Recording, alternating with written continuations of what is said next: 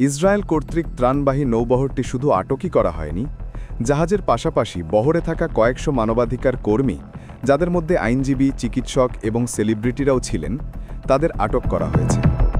ইসরায়েলের এমন পদক্ষেপকে অনেক দেশ সন্ত্রাসী কর্মকাণ্ড বলে উল্লেখ করে তীব্র নিন্দা জানিয়েছে।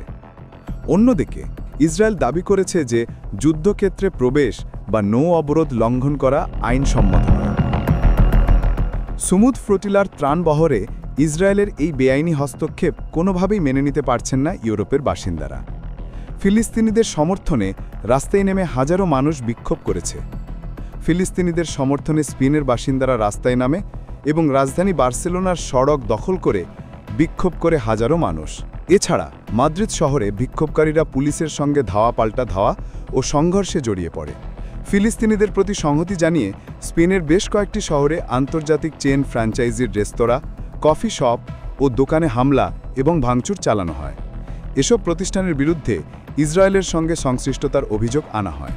বিক্ষোভকারীরা আউটলেটগুলোর দেয়ালে ফ্রি প্যালেস্টাইন, গণহত্যা বন্ধ সহ নানা ইসরায়েল বিরোধী স্লোগানে গ্রাফিতি করে। ইউরোপের আরেক দেশ ইতালিতে এই ঘটনার প্রতিবাদে দ্বিতীয় দিনের মতো ব্যাপক বিক্ষোভ হয়েছে রাজধানী রোম এবং নেপলস শহরে।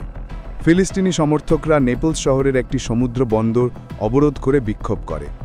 তাদের ছত্রভঙ্গ করতে পুলিশকে কাঁদানে গ্যাস ছুঁড়তে হয়। দুই পক্ষের মধ্যে ধাওয়া পাল্টা ধাওয়ার ঘটনাও ঘটে, যাতে বেশ কয়েকজন আহত হন। আইন শৃঙ্খলা বাহিনীর কঠোর নিরাপত্তা উপেক্ষা করে ফ্রান্স, গ্রিস এবং তিউনিসিয়ায় হাজারো মানুষ মার্কিন ও ইসরায়েল দূতাবাস ঘেরাও করে বিক্ষোভ করে।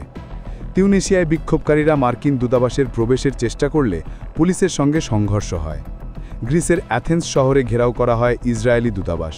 এ সময় বিক্ষোভকারীরা ইসরায়েলের প্রতি চরম নিন্দা জানায়।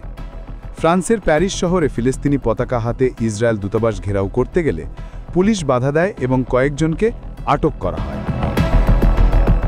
সুমুদ ফ্লোটিলা থেকে আটক নিজ দেশের বাসিন্দাদের মুক্তির দাবিতে নেদারল্যান্ডস এবং আয়ারল্যান্ড সহ বিভিন্ন দেশ রাস্তায় বিক্ষোভ করেছে। নৌবহরে থাকা মেক্সিকান যাত্রীদের অবিলম্বে মুক্তির দাবি জানিয়েছেন মেক্সিকোর প্রেসিডেন্ট ক্লডিয়া শেনবম। একই সঙ্গে তিনি ইসরায়েলের কর্মকাণ্ডের তীব্র নিন্দা জানান। এছাড়া ডাবলিন, প্যারিস, বার্লিন, জেনেভা সহ ইউরোপের বিভিন্ন শহরে হাজার হাজার ফিলিস্তিনপন্থী বিক্ষোভে নেমেছে বলে জানা গেছে।